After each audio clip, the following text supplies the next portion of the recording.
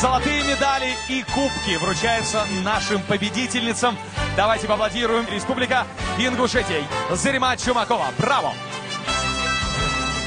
Финал чемпионата позади, и уже сейчас Зарему Чумакову можно назвать лучшей. Ее не было чуть меньше недели, но за это время студенты уже успели соскучиться. Поэтому вместо лекций сегодня сразу приступили к практике. Край нужно было сначала обметать и со стороны лица дать отделочную строчку.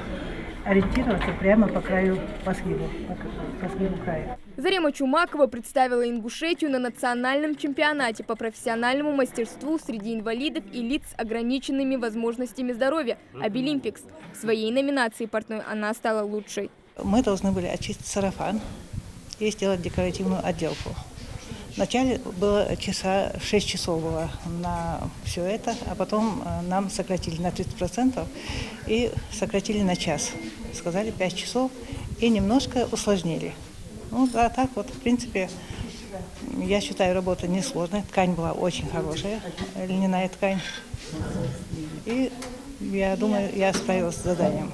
Конечно, было сложно, потому что были там все победители. Внимание к мелочам, хорошая память и талант. Свой путь в мире шитья женщина начала еще в детстве. Любила рисовать и шить одежду куклам. Вскоре в качестве модели выступали уже реальные люди. Наряды носили мамы, сестры и подруги. И уже после школы Зарема начинает заниматься этим всерьез. В 1987 году я поступила в училище на портного.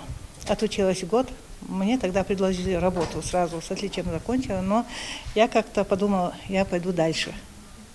Потом, спустя несколько лет, все-таки пришла в училище и устроилась на работу в 1992 году. Вот с этого времени я работаю здесь, преподаю производственное обучение.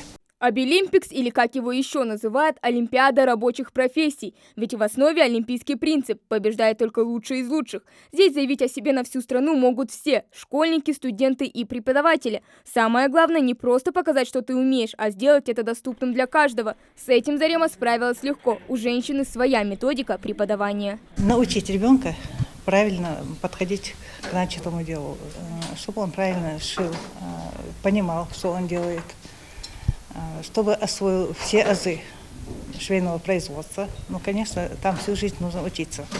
Вот выучил, человек думает, ага, я все знаю, я все могу. Нет, я до сих пор, лет 30 я работаю, я до сих пор учусь. Потому что такая работа, которая никогда на достигнутом не заканчивается. Среди тех, кто представлял республику на всероссийском уровне, были еще 6 участников. В этом году Обилимпикс прошел в 2 форматах – очно-дистанционный и основной. Первый был в сентябре и определил победителей и призеров по 39 дополнительным компетенциям. А совсем недавно стали известны имена остальных по 8 направлениям. Что дает преподавательскому составу? Не только человек показывает свой профессиональный уровень, он его повышает, но также мотивирует других людей, мотивирует студентов, что именно своей работой, именно профессиональными навыками, повышая их каждый раз, учась, они могут достигнуть большие высоты именно своей профессиональной деятельности, так как профессия выбирается добровольно, поэтому для них это мотивация. Мероприятие реализуется благодаря национальному проекту образования. В этом году чемпионат Обилимпикс состоялся под девизом «Вместе сильнее». Напомним, в России конкурс проходит с 2015 года. Хава Гагиева, Ахмед Горбаков, Новости 24.